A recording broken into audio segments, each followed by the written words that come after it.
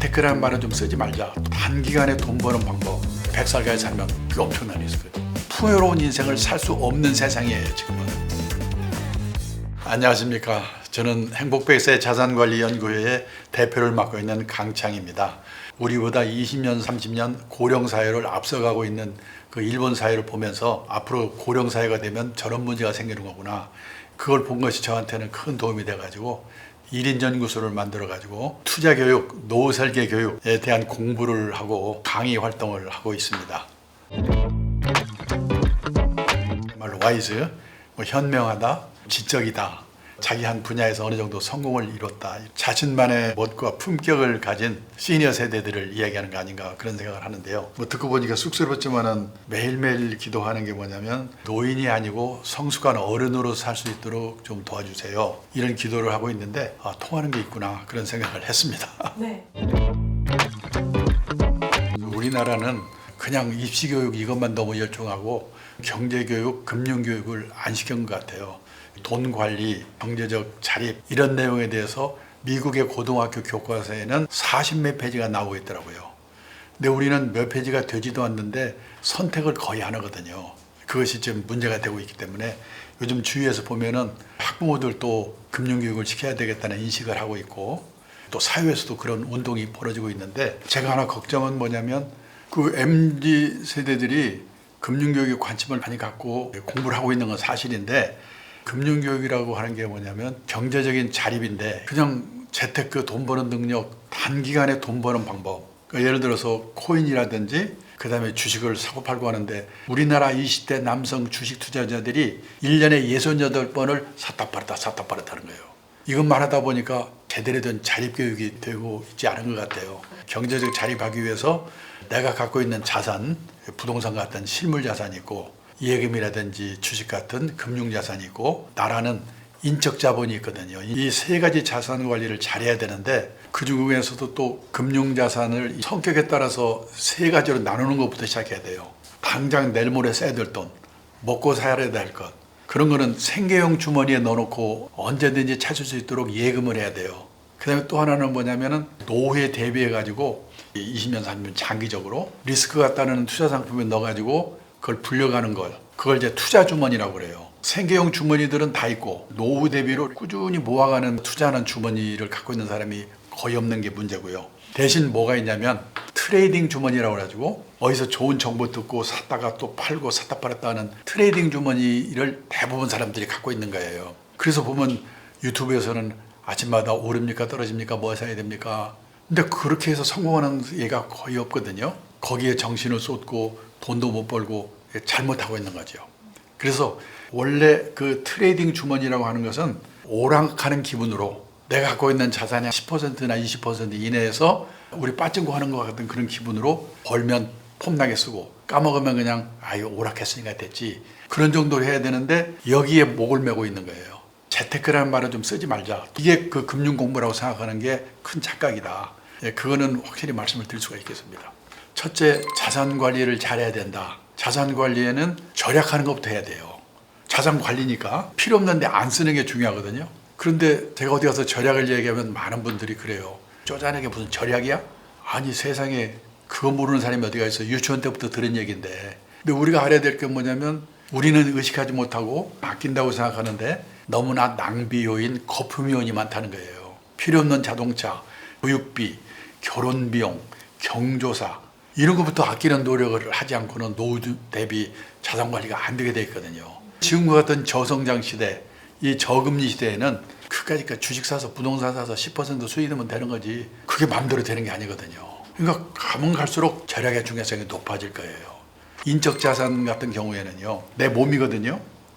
우리가 회사에서 하고 있는 일은 엄청난 금융 자산이에요. 월급 나오죠, 보너스 나오죠, 퇴직금 나오죠. 직장인은 일에서 성공해야 돼요. 가장 큰 투자 엔진은 자신의 직업이다. 예를 들어서 재테크 하느라고 자기 일을 망치면 안 되거든요. 그런 균형이 중요하다는 것을 말씀드리고 싶습니다.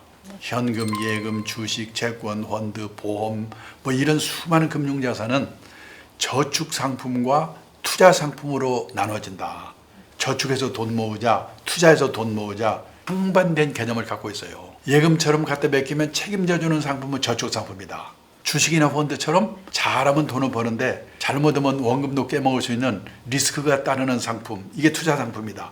단기간 내에 쓸 돈, 원금 깨먹으면 절대 안 드는 돈, 이거는 그냥 눈 감고 예금해야 돼요. 단기간 내에 써야 될 돈은 따로 마련되어 있고 시장에 장기간 묻어둘 각오가 되어 있고 비상사태가 오더라도 놀라지 않고 참고 기다리겠다는 각오가 되는 돈으로 투자를 하라고 그러거든요. 저축상품과 투자상품을 확실하게 구별해서 볼 수 있는 눈을 가져야 되고, 투자상품의 경우에는 잘못하면 원금도 깨먹는 리스크가 따른다고 그랬죠. 그 리스크에 대해서 이해를 제대로 하는 일을 또 시작해야 돼요. 많은 사람들이 리스크를 위험이라고 번역하거든요. 아니에요. 리스크는 뭐냐? 불확실성. 잘 될 수도 있고 잘못될 수 있는 거. 이게 리스크예요. 리스크의 라틴어의 어원이 어디서 나왔냐? 용기를 갖고 도전하다는 데서 리스크가 나왔다는 거예요. 결혼을 하는데도, 직업을 선택하는데도, 자산을 운용하는데도 리스크, 이 불확실성, 이거를 테이킹, 앉지 않고는 풍요로운 인생을 살 수 없는 세상이에요. 지금은 용감하게 리스크에 도전하되 관리할 수 있는 지혜를 배워야 인생을 행복하게 살 수 있는 거예요. 이런 투자 상품을 운용하는데도 리스크가 따르거든요. 금융자산의 리스크, 그 리스크에 대한 공부부터 시작해야 돼요. 투자 상품은 수익을 낼 수도 있지만은 손해 볼 수 있는 리스크가 있다고 그랬잖아요. 주식 투자를 우리가 하잖아요. 주식 투자에는 두 가지 리스크가 있어요. 첫째가 뭐냐면 시장 리스크라고 그래요. 마켓 리스크. 가끔 예상치 않은 불측의 사태가 나타나요. 뭐 9.11 테러, 코로나 사태, 우크라이나 사태, 이런 걸로 주가가 박살나면요, 아무리 내가 좋은 주식을 갖고 있어도 방법이 없거든요. 그런 사태가 언제 나타날지, 언제 끝날지 그건 모르는 거예요. 근데 내가 갖고 있는 주식이 우량 주식이라는 확신만 있다면 그 상황이 지나가면 다시 회복을 할 수가 있다. 그때까지 기다릴 수밖에 없다. 그래서 시장 리스크를 방어하는 방법은 장기 투자다. 그러면 개별 종목 리스크는 뭐냐? 어느 한 종목에 몰빵하지 말라고 그러잖아요. 아무리 시장이 다 같이 오르더라도 불량 주식은 안 올라요. 근데 아무리 내가 노력을 해도 신의 한 이상 100% 우량 종목 고른다는 보장이 없거든요. 그래서 5종목, 10종목, 20종목에 분산 투자하세요. 그렇게 얘기를 하는 거예요. 그래서 주식 투자에 따르는 리스크는 장기 투자, 분산 투자로 방어하는 거다. 그런 공부를 제대로 해야 된다는 거죠. 내가 아무리 돈을 많이 벌고 성공을 해도 노후에 잘못될 수 있는 5가지 리스크가 있는데, 첫째가 뭐냐면 장수 리스크예요. 80%에 죽을 거로 생각하고 있는 돈 다 써버렸는데 100살까지 살면 그게 엄청난 리스크예요. 두 번째요, 건강 리스크예요. 내가 아무리 돈을 많이 벌어도 건강해지면 안 되잖아요. 세 번째가 뭐냐면 자녀 리스크예요.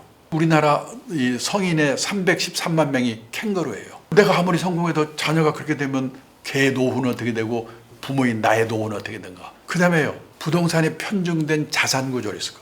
우리나라 지금 노인들은 80~90%가 부동산이거든요. 집 한 채밖에 없는 노인들이 10년 후, 20년 후 인구가 줄고 경제가 어려워지고 장기 부동산 하락이 왔을 때 하우스 푸어, 주택 빈곤, 그런 리스크가 있는 거예요. 5번째가 뭐냐면 인플레 리스크. 작년, 재작년에 점심값 얼마 들었는지 생각나시죠? 지금 거의 2배까지 올랐잖아요. 작년, 재작년에 100만 원이 지금 50만 원밖에 안 된 거예요. 그 5가지 리스크가 있는 거예요. 그거에 어떻게 대비할 건가? 장수 리스크는요, 연금을 들어서 죽을 때까지 얼마씩 받게 만들어가지고 대비를 하는 거고, 건강 리스크는 폭탄주도 이제 끊고 담배 끊고 특수 질병 보험 같은 보험 하나 들어가지고 그 대비를 하는 거예요. 자녀 리스크는 자녀에게 자립교육을 제대로 잘 시켜서 방어하는 거예요. 그 다음에 자산구조 리스크는 부동산과 금융자산, 내인적 자산을 균형을 맞춰가지고 거의 대비하는 거예요. 인플레 리스크는 투자 상품을 잘 활용해서 수익을 내서 갖고 있는 자산을 늘려야지 대비할 수 있는 거거든요. 그게 인생살이라는 리스크 대응 방법인데, 여러 가지 리스크를 공부하는 게 진정한 금융 공부예요. 직장생활 시작과 동시에 해야 될 게 뭐냐면, 가장 큰 투자 엔진은 자신의 평생 현역이 되도록 노력하는 거. 판단력이 흐려져요. 늦었다는 게 없다. 지금 깨달았으면 지금 하는 게